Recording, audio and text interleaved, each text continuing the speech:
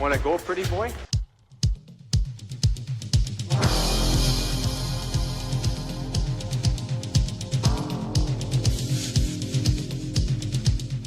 Two minutes by yourself and you feel shame, and then you get free.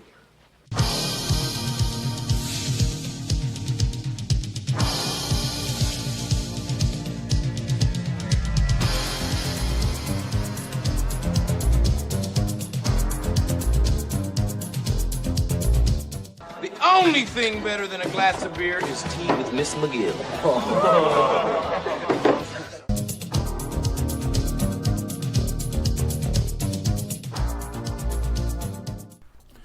And welcome to the Fourth Line Voice Podcast. My name is Darren. Thank you very much for tuning in. Episode 449 of The Big Show, some enforcer-based podcasting coming at you, brought to you by the Hockey Podcast Network. How's everybody doing out there? Oh, I'm telling you, folks, I'm busier than a one-legged waitress working at the IHOP.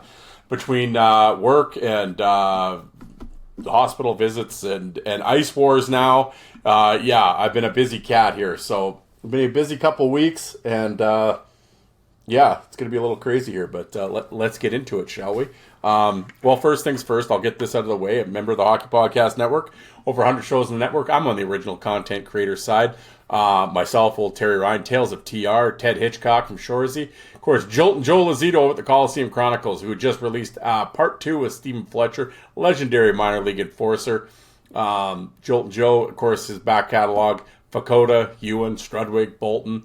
On and on. Oh, and Joe will be happy. Speaking of Bolton, the London Knights are the 2025 Memorial Cup champions. They beat my Medicine Hat Tigers 4-1 tonight to once again champs. It's a dynasty in London.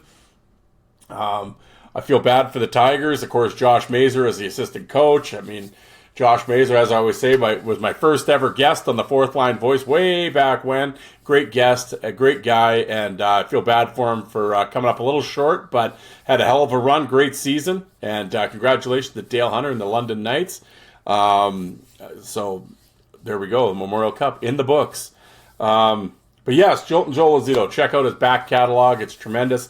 And speaking of Lazito, of course, it was earlier this week. So the old Tuff guy, my older listeners out there, older. Remember magazines? What? Who? Yes. Anyway, Tuff Guy magazines. They used to come out in the early 90s, early to mid 90s, and every year, once a year, there was about 8 of them, I believe. I wish I had them. I had all the magazines. Where they all are, I don't know. But the other day, I was digging through a Rubbermaid tub here, and I came across one.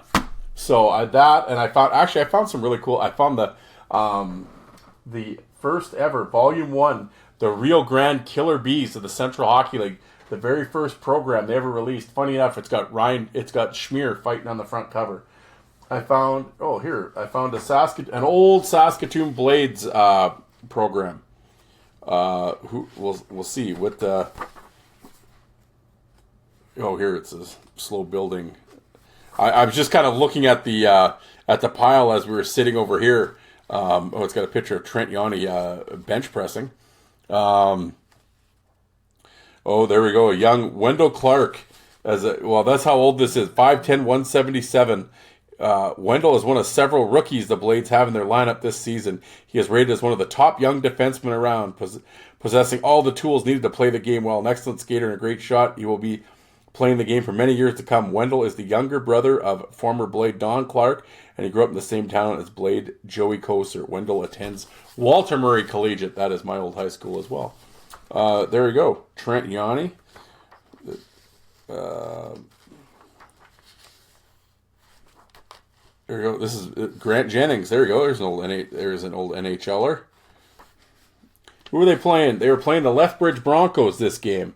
Ken Reggett in net, Mark Tenorti on the blue line, Gerald Diddick, Bobby Rouse. Who else? There you go. Who would the Blades have? Jennings, Yanni, Dave Chardin, Joey Koser, Wendell Clark, Dale Henry. There you go. Classic. But yeah, I found this in, what else? Oh, in a 1991. Is it 91?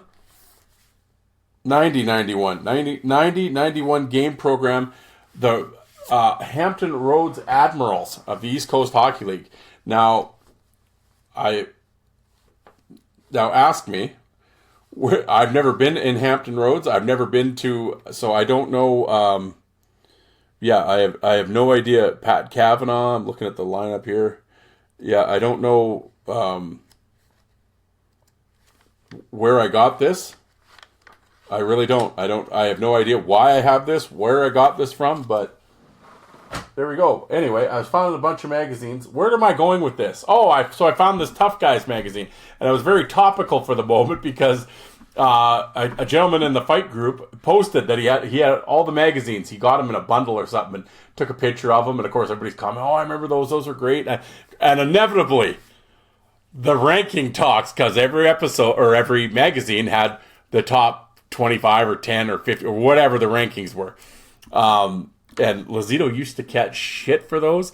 Later on, when the message boards came around, people brought up the Tough Guy magazines. And they're like, yeah, who's the asshole that was doing those rankings? And I was like, well, I know that asshole. But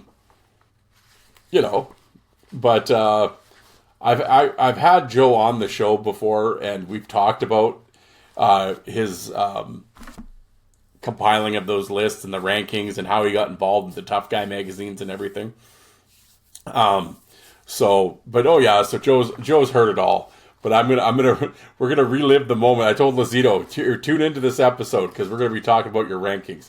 But this magazine, the rankings will be for the 95-96 season, and it's the 25 best fighters in hockey list. So we will go over that. And then I had a few people actually comment about my WHL list, the best in the East and the best in the West. We will do 1990 this year. The best fighters in the Western Hockey League by East and West divisions, as voted on by the coaches and players. So, like I always say, when it's the coaches and players voting, hey, doesn't get much more knowledgeable than that. Like I said, it's not Tiger Fan 82 voting on this stuff. No, it's actually, and the players weren't allowed to vote for their own teammates. So you're getting a true. I'm sure there's he's my buddy, I'll vote for him. I'm sure that happened, obviously, but I mean, in terms of straight up knowledge and who you're going to pick, it doesn't get much better than the players voting. So, or it doesn't get much truer than when the players pick. So, we will have that. So, other than that, folks, so there you go, the Hockey Podcast Network. So please download, don't stream. That's how we get paid.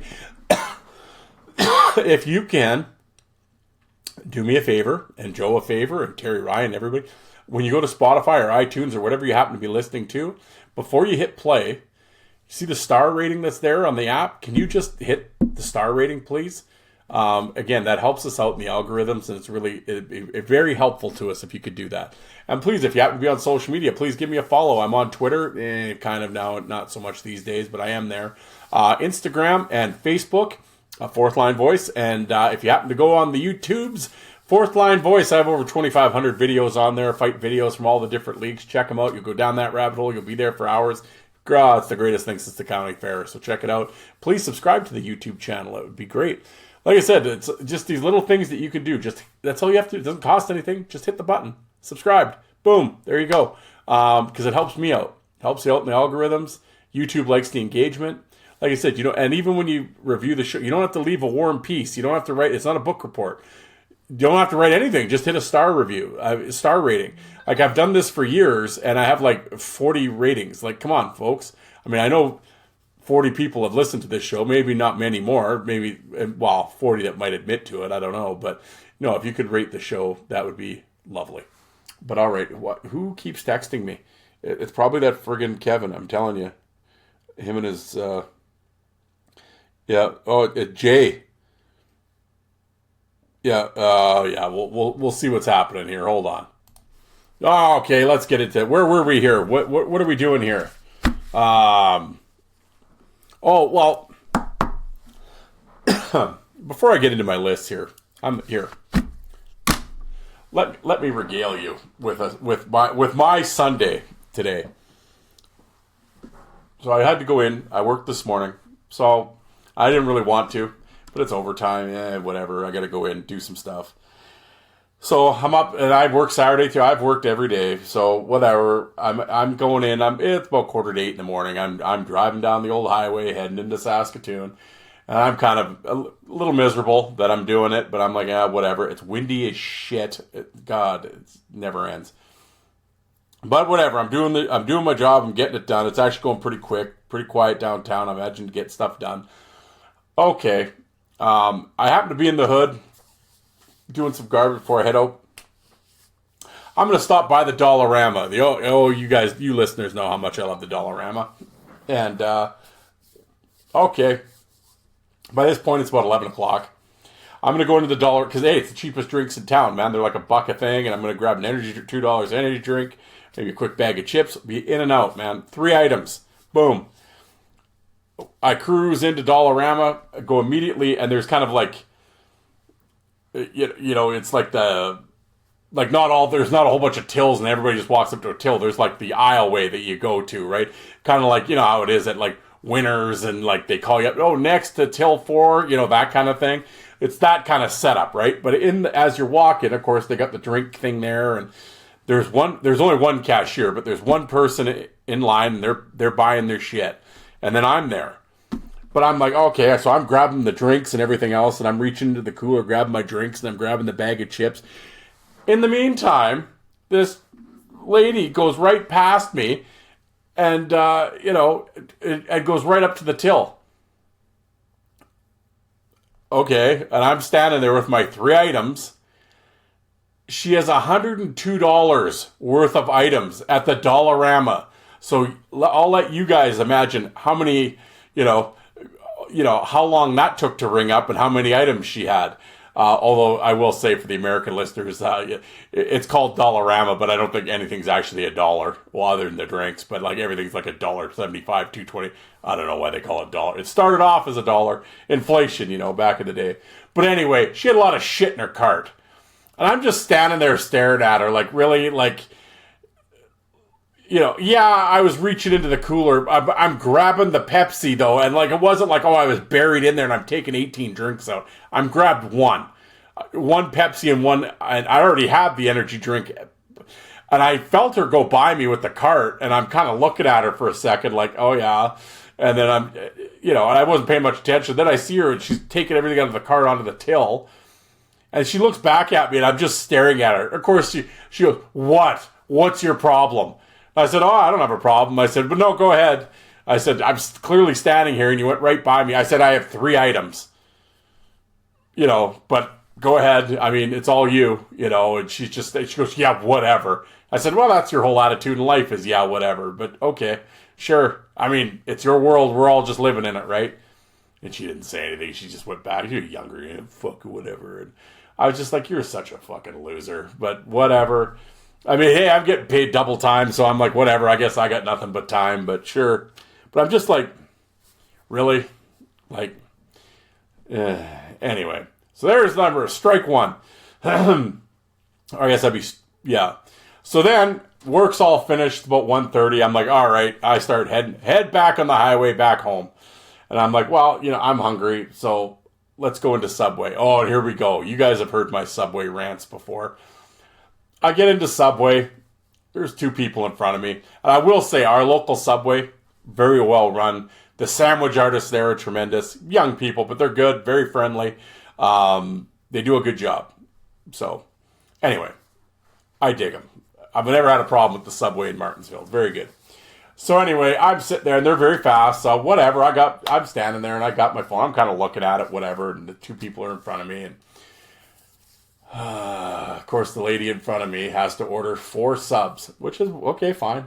4 subs. Obviously, you're getting it for you and the family. That's cool. Whatever. They're cutting the bread, and away we go. And I need a steak and cheese, and I need this, and I need that. And meanwhile, she's got the phone out, and she's scrolling.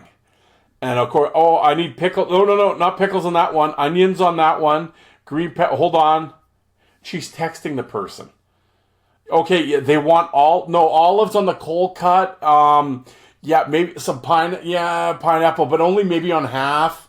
Cucumber. Hold on. No, they don't want cucumbers. Oh, is that steak and bacon? I wanted just cheese.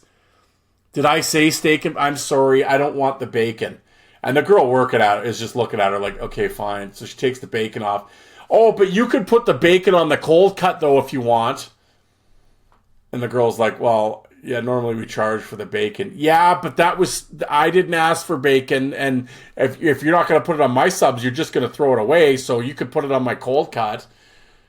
The lady, the Subway worker kind of looks over at me, and I'm just kind of giving it just throw it on the sub and get her moving, right? So she throws it on her sub, and it's just, why? Like, again, it's your world, we're all just living it. Meanwhile, the lady she's looking back at me, and I'm just standing there staring at her like, no, hey, I got nothing but time, you know. I mean, first of all, you can order all this shit online. Go on the Subway app. You can make your subs, send in the order. By the time you drive over, those 4 subs would have been done. You could be in and out in the car in 30 seconds. You're done. You know, instead, we all got to stand here while you scroll and text back and forth if they want fucking cucumbers or not. That's what gets me. It's just like, I don't care that you're ordering 4 subs. I mean, whatever. But it's just like, hey, I always said, motherfucker, if you ain't coming to get a sub, you're getting what I get you. You know? Like, when I leave here, and, like, my wife's here, and I'm like, hey, what kind of sub do you want? She'll be like, oh, a roasted chicken or whatever. And I've been married to her for 20 years. I know what she wants on her sub. I'm not going to go all exotic all of a sudden and be like, yeah, do you have any, like, beets and, like, fresh yams to put on that? Like, no. It's fucking Subway. Why do you need to scroll on your phone to decide? Oh, I don't know if Skylar does she like onions? Like, she's texting, like, that's what she goes. Oh yeah, I don't know if my daughter likes the green peppers. Hold on, you don't know your daughter if she likes green peppers or not. Hey, guess what? Then if you don't know, either don't put them on there or they're green peppers. She could pick the fucking things off. Like, unless it's short of an allergy. It's a sandwich. If you don't like something, pick it off. Like, the only time it gets, is if you put the wrong sauce on, then you're kind of screwed. You can't really do much with sauce. I mean, yeah, you could scrape it up, but it's in there, right? But I mean, if you put cucumbers on a sub, and then the guy brings it home and is like, oh, dude, I don't like cucumbers. Well, you could pick off it's not like they give you a garden, though you could pick off the six cucumber slices. Like, what are we doing here? It's always at the goddamn Subway. And, like, just scrolling her phone. Like I said, texting. Oh, I don't know if she likes them or not. And she's looking back at me like, oh, this is funsy onesie. Just lets everyone wait for me. And I'm just sitting there staring at her, shaking my head. Like, by the third time she looked over at me, she knew not to look over at me anymore. She stopped staring at me. It was just like, I'm just glaring at her. Like, what are you doing? Like, just... No, we're not all entertained by Skylar's suborder. Like, I don't care. We don't need a running commentary. What do you want on it? And let's move on. Like I said, you could have ordered all this shit online. It would have been done by the time you got here. Like, God. And then what do I get? I get like 2 cold cut subs. They were done in like a minute and 18 seconds. Oh. I mean, that bit has no ending. I mean, that was just my day today. Coming back, and I'm just like, really? Like, it just, I think it's just the ignorance of people. And, it's just, like if I'm at Dollarama with a cart full, and first of all, I'm not cutting around anybody to get in front of them. But if there was a person behind me standing there holding 2 goddamn energy drinks, I would say, hey, you know what? Go ahead. I mean, yeah, I get it. You can't let everyone in the entire line go ahead of you. At some point, you got to go up to the till. But I mean, really? I got $100 worth of stuff. The guy behind me that's about ready to drop $3.18, I think he can go ahead of me. Like, that's just me, The sub thing, like I said, she was already there in front of me, so whatever. But, yeah, just this idea that I'm going to get on the phone and be texting over fucking cucumbers and green peppers is just mind-boggling to me. Like I said, and like the girl working, after she left, I'm like, because I'm in there all the time with these people. We were just both lamenting about how ignorant people are, and she's just like, oh my God. She goes, that shit happens constantly. with these idiots checking. It's one thing if they've already texted you and you're scrolling like, okay, they want onions, green pepper, tomato, blah, blah, blah. Okay, fine. You got the list in front of you. That's fine. But when you're actively texting them or on the phone with them, okay, hold on. Okay, yeah, he says he wants pineapple. Okay, he says he wants anchovies. Like, shut the fuck up. Just like, oh. Anyway, there you go. There were my Dollarama and my Subway rants for today. Yeah, anyway. We'll do an ad. I'll be right back. And now, here's a word from our sponsor. It's officially the best time of year for hoops fans. Playoff drama, buzzer beaters, and all the chaos that we live for. If you're done watching and ready to actually win some cash, you got to check out Pick 6 from DraftKings. Nobody's dropping better payouts than Pick 6. Hit 6 picks, and that's 25 times your cash. And if you beat your competition, you could be looking at 500 times a bag in your pocket. It's super simple. Select your picks, track your score, go for those big time prizes. No gimmicks, just straight up fun. Pick 6 is live in most states like Missouri, California, Texas, Georgia, and plenty more. So yeah, don't settle for weak payouts. Make your picks with Pick 6 and let your basketball brain pay off. New to DraftKings Pick 6? New customers toss in just $5 on your first entry and you'll get $50 in bonus picks instantly. The playoffs are on, so why not take a shot at making a little money while you're watching? Download the DraftKings Pick 6 app right now and use the code THPN. That's code THPN to play. $5 gets you $50 in bonus picks, better payouts, bigger wins, only on Pick 6 from DraftKings. The crown is yours. Gambling problem? Call 1-800-GAMBLER. Help is available at Problem Gambling. Call 888-78-977-77. Visit ccpg.org in Connecticut. Must be 18 plus age. Eligibility restrictions vary by jurisdiction. Pick 6 not available everywhere, including New York or Ontario. Void where prohibited. 1 per new customer. Bonus awarded as non-withdrawable. Pick 6 bonus picks that expire in 14 days. Limited time offer. Terms at pick6.draftkings.com/promos. Now back to your regularly scheduled program. Okay, we're moving right along here. What we're ranting and raving about Subway and everything else. What should we do for? Well, we'll do the Western Hockey League. Well, the finale will be Lazito's list here. Yeah, like I said, I got a lot of feedback on the WHL list. I know I've done these on episodes before, but like I said, we're at 449. Who knows? It was probably episode 218 I did them on or something. So I probably picked up at least 2 or 3 new listeners by then, maybe. But let's go to this. The best in the East for 1990. As I said, these the East out here was it was actually done in the Regina Leader-Post newspaper, and I still can't remember what the West one was. I want to say it's Victoria, I think, was where the West one was. So like I said, basically they sent out a ballots to all the coaches and players, or a number of players, and I guess it wouldn't be all the players, but I think they sent, when you're on the bus, everyone sit around, let's all vote. I think that's kind of how it went down. Like I said, yeah, I don't think they had an awards ceremony for any of this, but nonetheless. Well, here we go. Oh, there's a little bit right up. Welcome to the world of West Walls. You're going to read a lot about the 19-year-old from Calgary. A year ago, a center named Mike Modano, the Prince Albert Raiders, dominated this by being voted number 1 in 5 of the poll's 17 player categories. It was the first time anyone had been tops in more than 2. West Walls equaled that feat. Walls made his NHL debut with the Bruins on February 18th. Blah, blah, blah. Okay, 2 ballots were sent to each of the 8 teams in the division. 1 ballot was filled out by the coaching staff, the other by the players. Participants were instructed to vote for players in the East Division, but not on their own teams. Okay, well, so there you go. So that's where we're at here, folks. So West Walls, you folks remember that. There you go. So they have most improved player, most best pro prospect. Number 1, Trevor Kidd. West Walls, Mike Sillinger, Scott Sissons, and Jeff Nelson. Kevin Haller, Richard Matvechuk, Kevin Shoveldayoff. It's interesting how Walls played a bit. Sillinger, Kid. Matvechuk was the one that probably had the best career out of them. But there we go.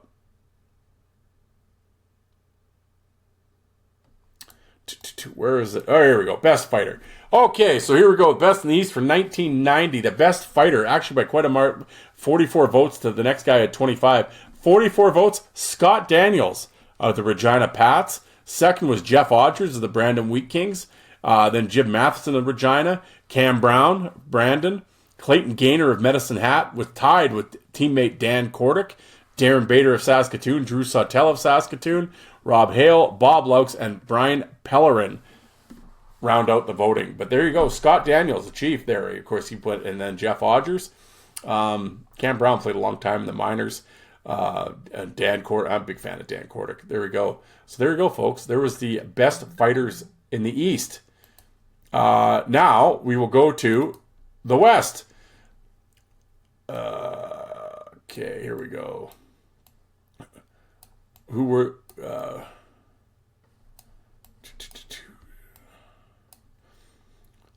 Okay, the toughest player. The category is closely contested with not one team dominating by the selection. Number one, from the Kamloops Blazers, Paul Cruz. The Cruz Missile was voted number one. Darcy Simon from Seattle, number two. Trevor Buchanan of Victoria, three. Greg Spenrath of Tri-Cities was number four. Kerry Toporowski was number five. Steve Jiggs, number six. Rob Sumner, seven. Joey Mittelstad, eight. Mark Cipriano, 9. Barry Drager of Spokane, number 10. Phil Huber, 11. Tied with Dean Malakoff. And rounding it out, Cam Brower from Seattle. So there you go. Toughest. The Cruise Missile, Kamloops. Man, I wish there was more footage from the 90s back then. But there's a bunch of Darcy Simon Seattle stuff that's out there. Some Spenrath, Steve Jiggs. I will say Steve Jiggs, great interview on Jolt and Joe's show. But Steve Jiggs was also a collector. And he actually, on his YouTube channel, he's got like full games from Tri-Cities and stuff on there, full games from his IHL days. And he actually put together a Tri-Cities fight tape from 89-90 that's like great quality and stuff. Like, so that was really cool that Jiggs was a collector. But yeah, I have some of that stuff on my channel, a couple Greg Spenrath fights. Barry Drager, of course, went on to have a great IHL, AHL career. Darcy Simon played forever. Trevor Buchanan. Spenrath Topper at 5. So this was this big penalty minute year too. So that's interesting. Yep, there we go. Kerry Toporowski. Actually, I have a very good Paul Cruz Kerry Toporowski fight on the Fourth Line Voice from the Western Hockey League. So definitely check that out. But there you go, folks. There is your 1990 best in the East and best in the West fighter rankings. It's always cool to go back and look at the old WHL, the old dub days. But now, the moment of truth, the 1995-1996 Lazito rankings, according to Hockey Stars, presents Tough Guys magazine. God, I love these magazines when they used to come out. But they used to have the color pictures, man. So you take the color pictures out and I put them in my locker and stuff at school or whatever. So, yeah, I always wish that I had kept them intact. This one's intact, but I know some of the older ones didn't make it. But so we're going to look at who the top 25 fighters were. We'll what's the write-up say? Oh, I won't read it all, but punch power, intelligence, reputation, quality of opposition, and fighting ability. Okay, well there we go. That's how we're getting it done. Bob Probert has been dethroned. Maybe Probert will be something. Dave Brown is out. He retired. Also out from last year, Louis DeBrusque, Ciccone, Dave Manson, and Paul Cruz. Okay. All right. Well, let's start. Number 25. Darren Langdon, older rookie, became an instant hit in New York last season, scoring 11 points, 175 minutes. Fight card included McKay, Todd Ewan Probert, LaRue, Simpson, Churla, Cruz. Not bad for a first season's work. Up-and-comer, tough guy, got a break with the Rangers. Coach Colin Campbell liked him in the minors. Well, there you go. Darren Langdon. I love me some Darren Langdon. Number 25. What a technician. I've said this a bunch of times in the show, like, if fighting is an art, then Langdon is Picasso. Number 24.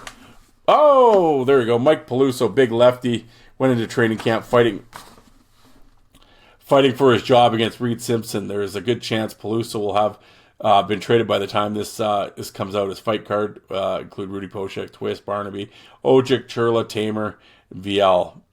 He is a little shaky on his skates and his balance is poor. Fires wild punches and throws off balance. Peluso's entering his 7th NHL season. Has something to prove. Was taken off the Devils crash line last season 1 year after helping the team win the cup. Played all 20 postseason games, scored 3 points. Also, Fadjev has a short fuse, but can control himself when the game is going his team's way. Peluso knows his value to a team. I know, that's the thing with Peluso. I know people always like to shit on Peluso, but I liked him. I like Peluso. Yeah, he was off balance and whatever, but man, he'd throw them wild left punches and shit and get her going. I always say it's funny though, like even in the fight groups and stuff, when you talk about the older guys and it's like, and people kind of shit on him and stuff and whatever. And I flat out tell, if Mike Peluso played now, he'd be fucking King Kong, which is funny. But number 23, Scott Daniels. Well, we've heard that before. There you go. He's playing for Hartford. One of the Flyers' new nuclear warheads was given the task of helping the Bobby Clark Broad Street Bullies too, has appeared in only 66 NHL games, 53 last season. 95-96 fight card included Cruz, Ray, Kaminsky, Walker, Paul Laws, and Jamie Husgrove. Very tough. Daniels played juniors in the Western League at a time when some of the toughest players were working their way up. Yeah, man. There you go. Scott Daniels. Actually, I recently saw Scott Daniels a couple weeks back when I was talking about the Fred Sasakamoose tournament. He was one of the coaches for one of the teams. I saw him in the lobby. He had a bunch of people around there talking to him, so I didn't get a chance to talk to him. But yes, Scott Daniels was one of the coaches. 22, Mick Fakota. Well, there you go. Yeah, I knew Joe would get Mick in there. Loyal team guy, will do anything to defend a teammate. His card includes Domi, Chris Tamer, Berube, and Dave Roach. Fakota became an Islanders in the dawn of their glory years and still knows what it means to wear the jersey, the old jersey, that is. I love it. Even at the rankings, Joe had to take a shot at the fisherman's jersey. It's funny, in the picture of Fakota, he's wearing the fisherman jersey. He uses his left hand a lot more than his right. Missed some time with an injured wrist last season. The Islanders traded for Ken Belanger to help Fakota out. Fakota has fought just about every tough guy in the league at some point in his career. Yeah, I mean, again, with Fakota, we'll always take shit for the kind of the body slam thing. And yeah, I get it. Although, what was interesting? Towards the end of his career, when he ended up in like Montreal and stuff, and I remember watching him in the minors, like with Utah and shit, he'd let him go, man. He was like going toe to toe and shit. It was like really weird. I'm like, you'd kind of think at the end of his career he would sort of fade out into the wrestling, but yeah, no, he was going like wide open, towards the end. But I'm telling you, if you want to listen to a great interview, like I said, with Joe, Coliseum Chronicles, his Mick Fakota interview, off the top of my head, I can't remember how many episodes it is, but that is one of the best interviews you'll ever listen to. He tells great stories, great Western Hockey League stories from back in the day in Spokane and shit, and in the minors, and oh yeah, definitely it got with Milbury Saga and everything, but definitely check out Joe's Mick Fakota interview. It's awesome. One of the best interviews ever for a tough guy. Number 21, Brad May. There you go. Here, hold on, folks. I gotta reach up here. I'm sitting in the dark and I'm trying to read this, and it's getting too dark here. So, okay. Turn on the light here. Okay. Real professional outfit here. By far the most talented player on our list, the Sabres. Brad May, his leadership room with Ray and Barnaby on the team. Plenty of guys to handle fisticuffs. May, however, is the best and most feared fighter on the Sabres. Yeah, I mean, I've often said, and when they were both kind of really going, was May tougher than Ray? I think you could have that debate. I think you could have that discussion. I think I'd probably still put Ray in front of him, but yeah, no, you could have the discussion for sure. Number 20, Paul Laws. Rapidly improving defenseman, certainly has come a long way in 4 years. Years ago, he's considered an out-of-control minor league madman who would fight at the drop of a pin. 90 fought Lindros, Baumgartner, Chase, Daniels. Most impressive was Laws played 78 regular season games at 21 of the Panthers' 22 playoff games. Now Laws has earned a spot on the team, playing and fighting with Laws and Jovanovski on the team. The Sabres or the Panthers have a rugged defenseman that nobody wants to challenge. Knocked out low line in his rookie season. Lost but held his own against Joey Coaster. Might be the highest. Yeah, I mean, Laws was so good. Yeah, and that was the thing. Like back then, of course, playing in Florida, you didn't. I think he was off a lot of people's radars because of the time difference back then. Because you didn't have all this streaming shit, everything you do now, right? But I mean, when you got the fight tapes, I remember watching. I was like, damn. Number 19, Darren McCarty, young tough guy, went through a difficult 95-96 when he admitted he battled alcohol problems. Fight card included Brashear, Stevenson, Jovanovski, Grimson on the team. McCarty contributed more than he could play. Career high 29 points to go along with 158 minutes. A drop from his rookie season. Got hurt last year with his finger scraped against Mark Tenorti's teeth. Brad May type who can score and fight. He's not going to be the top heavyweight on his team. Is willing to settle for backup enforcer roles. Yeah, old D-Mac. He's certainly a good, Robin to Batman. I got to, who was I talking to? Was it Massey? Who was I talking to now? Or maybe it was John. But yeah, I think McCarty's a guy that I want to go down the rabbit hole on again. I've seen his fights and stuff, but you forget, right? But McCarty, I don't know what I was doing, but I ended up watching a bunch of McCarty fights, and he did a lot better than I remembered it. He was good. McCarty was really good. Number 18, Rudy Poshak became Lightning's designated tough guy last year when Ciccone was traded. Last season's fight card includes Pluto, twist, graze, and Toski. McSorley takes a lot of punches, which becomes obvious from one look at his face. Jesus, Joe's knocking a guy's looks. I will say Rudy looked like old Rudy looks like he ran the 100-yard dash in a 90-yard gym. I won't dispute that. I love Rudy Poshak. Never had a boring fight in his life, and there you go.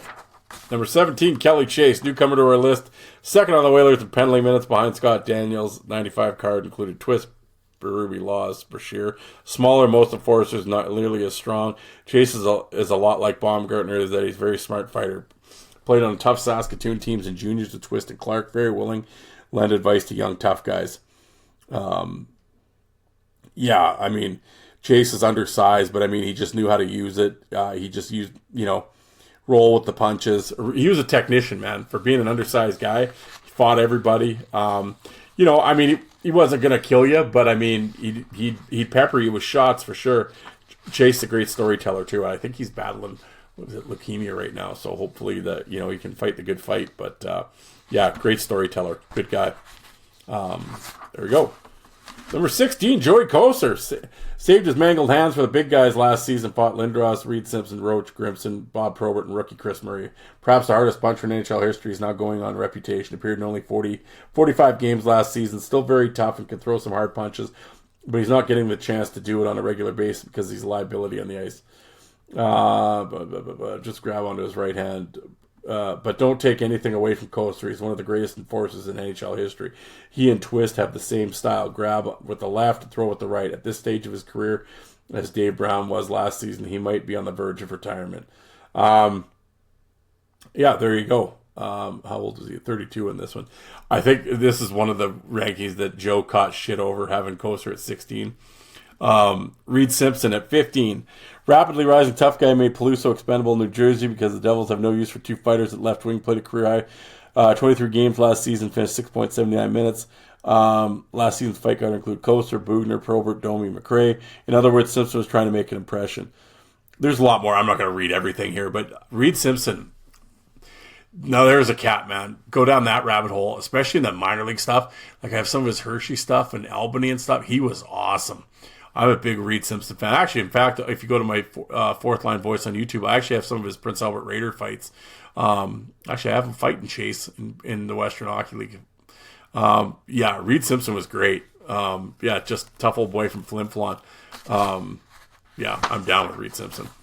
Number 14, Brett Severin, hardworking defenseman, is like making the rounds, hard time settling down in one spot. It looked like he had found a home in Florida, but Paul Law's improvement put him on the bench. Traded him to the Islanders. And on the eve of the beginning of training camp, Severin was traded to the Islanders to the Avalanche. The Avalanche needed toughness on the back line, and Severin could play that role. Fight card include Domi, Stoyanov, Tamer, Ewan, and Tenorti. Led the Islanders in penalty minutes last season with 180. He and Tony Twister are some of the most dedicated players to the weight room. Severin was always, a bit of a wrestler and stuff. Big, strong Jack dude for sure. I believe he's a commentator somewhere now. It escapes me, but I believe Joe's had him on his show. Yeah, he's had to have had him on the show. Yeah, Severin? Or is it one of those guys that Joe wants to get, but he's in hockey and he can't do it? I can't remember now. I'll have to go. If he had him on, I'd listen to it, but forgive me, folks. It's late, and I've listened to a million things, so I forget. But yeah, to be honest, completely honest, I was never a huge Severn guy. Not that I have any issue with him, but in terms of his fighting, you know. But again, I mean, if he played now, he'd be a killer. But I mean, back then, like I said, in 95, in 95, 96, you had your pick of guys, right? So yeah. 13, Shane Churla. I love me some Chainsaw. Go get him. Tough guy. Made the rounds last season with the starting in Dallas, moving on to the Kings, finally ending up with the Rangers. Came over for the Rangers with McSorley and was more impressive both as a fighter and a player than McSorley. Fight card includes McCarthy, Grimson, Langdon, McCarty. Biggest asset is his ability to take a ton of punches. Not a bad fighter. He stands back and throws punches to the best of him. Throws with both hands, making him even more dangerous. Yeah, I mean, Shane Churla is one of the most exciting fighters of all time. Can't argue with that. I love me some Shane Churla. Number 12, Gino Ojic, extremely popular in Vancouver despite it. Well, this is why Tony was so upset. He thought you gotta take that, take away that, cover up that one, and he's number 2. Oh, that's why he was hot. He didn't crack the top 10. No wonder Tony was upset. Reduced playing time. Burry on the side. Played 55 games, finished 7 points, 108 minutes, 30 goals, 6 playoff game, blah, blah, blah. Fight card include Peluso, Stern, Bonvie. His reputation for being a little dirty and jumping guys from behind. Also a reputation of picking his spots. The truth of the matter is that Ojic never backs down from a challenge and will fight anybody. Temper sometimes gets the best of him. A few years ago in a game against the Kings, Ojic went out of control trying to get at Warren Reichel. Yeah, I mean, when it came to actually enforcing and like crossing that line, Gino had no problem doing that for sure. I mean, he stuck up for Bure, man. He knew his role. No, absolutely. Was he the greatest fighter in the world? Yeah, he was all right. I mean, yeah, he's a hero in Vancouver, though. I mean, that motherfucker could have ran for mayor and won. I think his kid played for the Danbury Hat-Tricks this year, Tobias. I believe he was playing in the Freddie, too. Yeah, there you go. Number 12, Gino Ojic. Number 11, Ty Domi. Loudmouth tough guy. Because I know Joe doesn't like Domi. This will be a funny write-up. Loudmouth tough guy suddenly became a hero across Canada when he dropped Dolph Steiner with a sucker punch in the closing minutes. Domi, who talks a lot but never really says anything, said volumes about his intelligence at that act provoked when Samuelson called him dummy. Samuelson suffered a concussion. Domi was suspended for 8 games. Might go down in history as the biggest goon in hockey. Last season included fight card at Severn, Fakota, Simon, Probert, Ray, Grimson. Impressive list by any means. Despite the Samuelson incident, he actually has settled down since his Ranger days when he promoted a fight against Probert that was the Red Wings. Biggest asset is his hard head. Punch after punch bounces off it like it's not doing any damage. Likes to get inside and neutralizes the height disadvantage. Very short arm because of his size. Because of his size, he doesn't have a lot of credibility within the top 5 tough guys. Has to prove himself all the time. Favorite in Toronto with a hard punch. Never backs down with all accounts for his 297 minutes last season. Very hard to knock off his feet because of a low center of gravity. Wins far more than he loses. Well, that wasn't too bad of a write-up. Jesus, Joe, I can't believe you're kind of busting his balls over the Samuelson thing. I would have said Domi should have got a raise for the Samuelson thing. Number 10, Jim McKenzie. Until last season, McKenzie had a reputation as a tough guy who didn't like to fight. So he was passed from team to team, first from Hartford to Dallas, Dallas to Pittsburgh, and then Pittsburgh to Winnipeg. Oddly enough, McKenzie has always handled himself well when he has fought, but last season McKenzie let loose with both barrels. Career high 202 minutes. Fight card included Bomber, Hunter, Grimson, Probert, Twist, and Berube. Not bad for a guy who supposedly doesn't like to fight. McKenzie made a statement by fighting the biggest and strongest and toughest in the NHL. Rumored to desire to... So the rumors about his desire have been laid to rest. Yeah, I mean, that was always kind of Mackenzie's sort of maybe his Achilles heel, right? Was he sort of always was too nice. But when he did throw down, yeah, he was vicious. But yeah, I'm down with Jim McKenzie, man. But the NHL, I think those boys are probably lucky Jim wasn't mean. Number 9, Craig Berube, one of the most feared and respected enforcers in the NHL. Fight card include Fakota, Chase, McKenzie, McSorley, Laws. Jansen's, although he's smaller than most of the tough guys, he'll square off with anyone, and just like a good boxer, uses a good position to offset his size disadvantage. Throws hard, quick with both hands. Yeah, the Chief. I mean, really, what can you say about Craig Berube? I love Craig Berube. He's one of my all-time favorites. Yeah, he was tremendous. Berube was awesome. Number 8, Marty McSorley. It's always weird when you see him with the Rangers. Yeah, Marty wasn't good with the Rangers. Most known for his finesse movie, assisted on Wayne Gretzky's record-breaking goal. McSorley suffered through a disastrous 95-96 season that hurt his reputation. Last season's fight card included Eric Lindros, McCarthy, Berube, Poshek, Shane Turler, Wendell Clark. Was traded to the Rangers at the deadline and immediately flopped. Got hurt, was a defensive liability when he played. McSorley was a circus act on the ice and ended up being booed regularly at Madison Square Garden. McSorley has a problem with the East Coast. He has flopped in Pittsburgh and New York, but has done his best work in Edmonton and LA.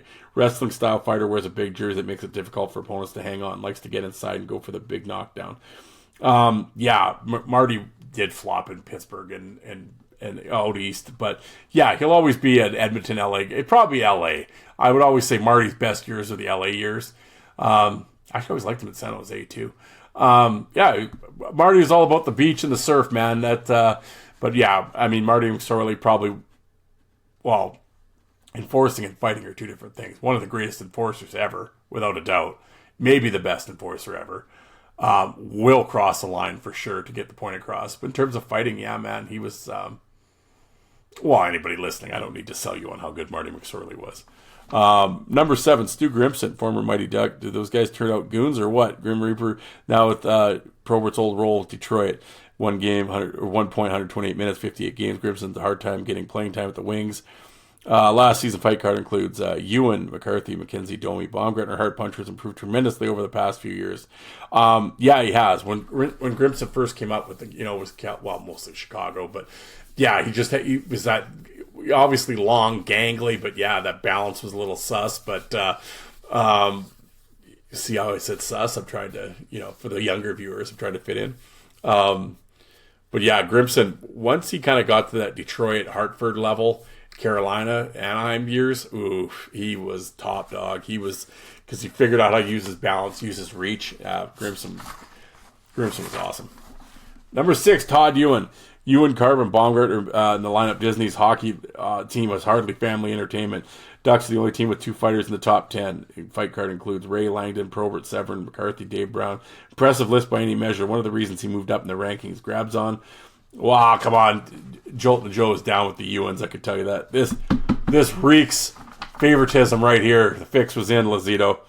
I think the problem with Ewan is he was always hurt. But when he started going, yeah, man, big dude. And, of course, his brother Dean was a great fighter in the minors. From the time he one-punched Probert in the second fight of his pro career, Ewan was a reputation as a mean guy, bigger and stronger than all but the elite tough guys. Had a war with Langdon last season in which the two didn't exchange a lot of punches to do a lot of damage, but Ewan manhandled him like a ragdoll. Likes to throw him over the top and go for the big KO. Ewan's job is simple, make life easier for the finesse players. He's had several brawls with arch rival Tony Twist. Ewan's not a bad player and can hold his own in a defensive role. Like so many enforcers, he is a different person off the ice. He likes to draw and write children's stories. That is true. Hop the Frog was one of his children's books that he had published. Rest in peace, Todd Ewan. Number 5, Ken Baumgartner. Last season, typical season for the Bomber. Nobody was ever going to mistake him for a role player, but his fight card include Mackenzie, Malakoff, Twist, Grimson, Brown, May. Malakoff will never forget the number Baumgartner did on him. He and Kelly Chase are probably the best technical fighters in the NHL. Doesn't throw a lot of big punches, but likes to get inside, grab on, and throw that big left. Throws a lot of quick, short, hard punches, and is very good defensively. Has huge hands, enjoys mixing up, coming up from over and under. Very strong on his skates, rarely gets beaten. Baumgartner is a technician too. Baumgartner has that really awkward fighting style too. I know I've talked to a few people about it, and it's like he comes out at different angles and he positions himself, and he's always grab in and out. Yeah, real technical fighter for sure. Has 46 penalty minutes for every NHL point. Tremendous. I'll never forget. Was it the Sega Genesis? He had the worst ranking of all time. His ranking was 1. And I remember reading a story about the guy, one of the creators of NHL 95 or NHL 96 or whatever, ended up running into Baumgartner. Baumgartner was hot about it with the rankings. He's like, yeah, thanks, man. That always cracked me up. Number 4, Sandy McCarthy. Up-and-coming roughneck, made the mark in his 3rd NHL season, gaining a reputation as one of the toughest guys to fight in the Happy Pacific Division. Moved up 15 spots in our rankings. Could take a punch very well, much like Chris Simon. It's also a decent player. Sandy McCarthy, when he was in Calgary, was the man. He had great. He was probably one of the top guys. Well, he's 4 in this magazine. He would only go up from here. He he had a few dominant seasons in Calgary. Yeah, the old Sandy. I know everybody thinks about the Rangers and all that stuff, like at the end and the Bruins and stuff. But no, he had a good run in Calgary, solid run. Sandy McCarthy in Calgary and Tampa could beat anybody. Really solid. Number 3, Bob Probert, reigning heavyweight champion, has finally been dethroned. But even though Probert has lost a step, he's still fighting the toughest guys in the league and holding his own. Last season's card includes Domi, Ewan, Simon, Langdon, McKenzie, Koser, Twist. In other words, some real heavyweights. As usual, the most productive tough guys in the NHL with 40 points to go along with 237 minutes. Probert is willing to take a couple punches and let his opponent tire himself out before he goes in for the kill. No longer considered unbeatable, although certainly dangerous, Probert remains and manages to come through in the clutch and win his big fights. Yeah, that's what I always said about Probert. I mean, Probert, I don't want to say he lost a lot, but I mean, you think back of all of Probert's kind of losses, most of his losses, he always avenged them. He always had the big revenge fight. That was Probert's big one, right? Like Domi and Crowder, although I don't think he ever really lost to Domi, but you know what I'm saying. The Domi fight, the Crowder fight, shit like Ewan, shit like that. But like, he always had the big revenge, right? Maybe not at the end he didn't, but I mean, in his prime and shit, oh yeah, Probert was always the main event for sure. Number 2, Chris Simon, rest in peace. At press time, Simon was holding out for a second straight year and is not knowing whether he'll be back with the Avalanche. Several teams were reportedly interested in the Bruiser, and the Avalanche weren't happy with Simon's decision to not come to camp. He had his most productive season ever last year, though, scoring a career-high 16 goals.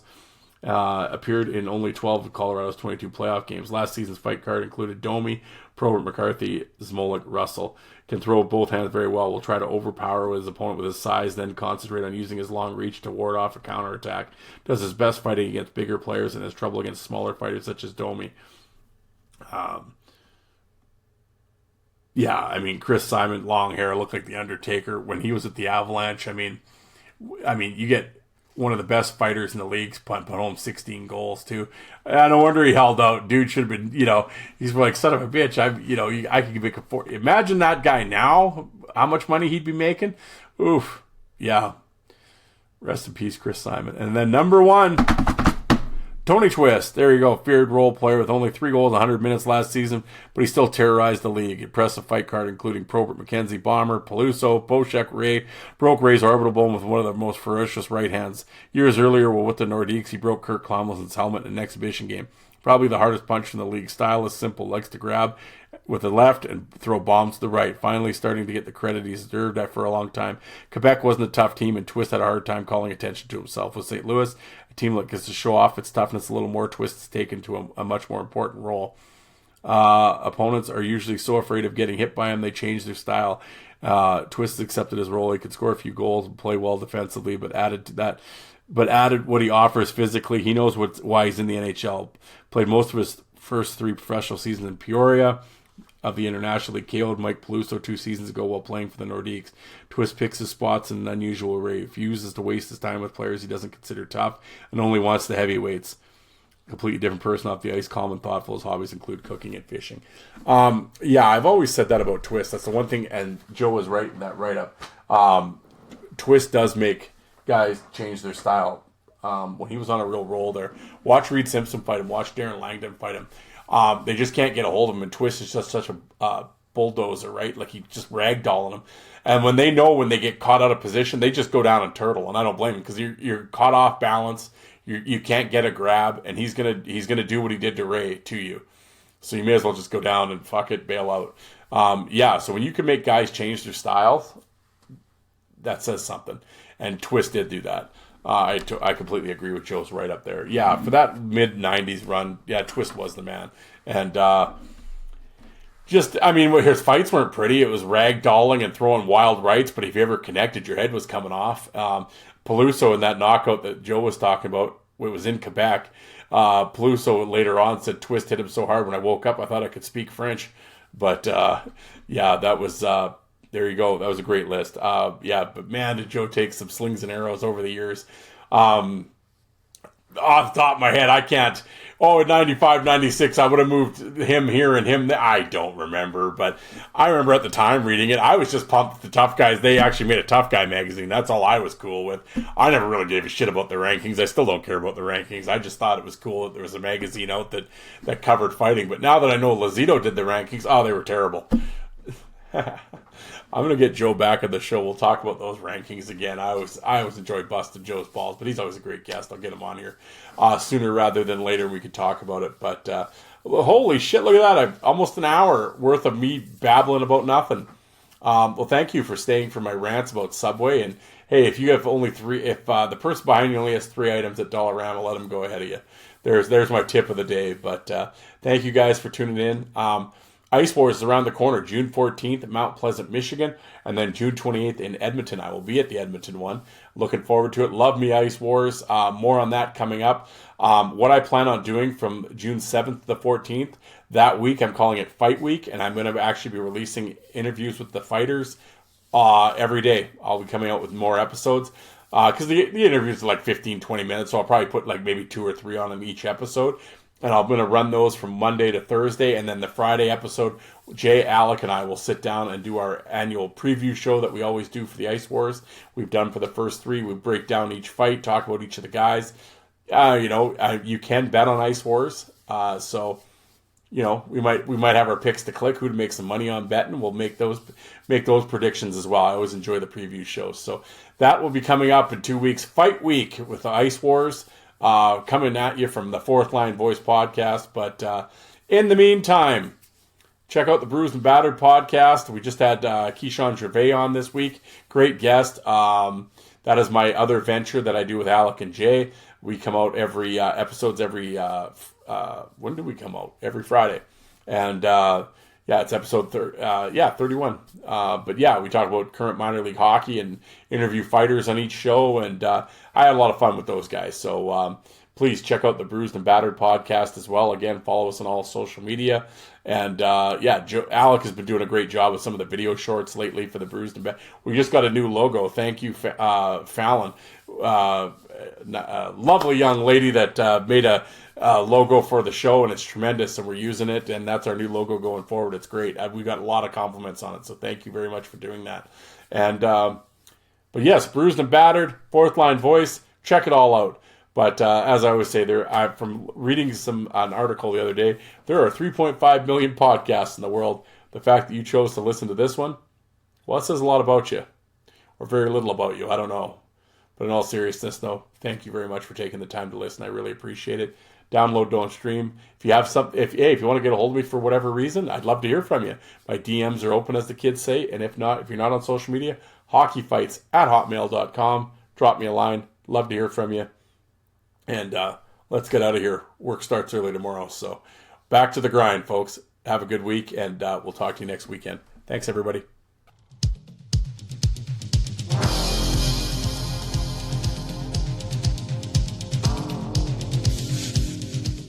And you people that don't like fighting, how many of you did you walk out and get a coffee while that was on?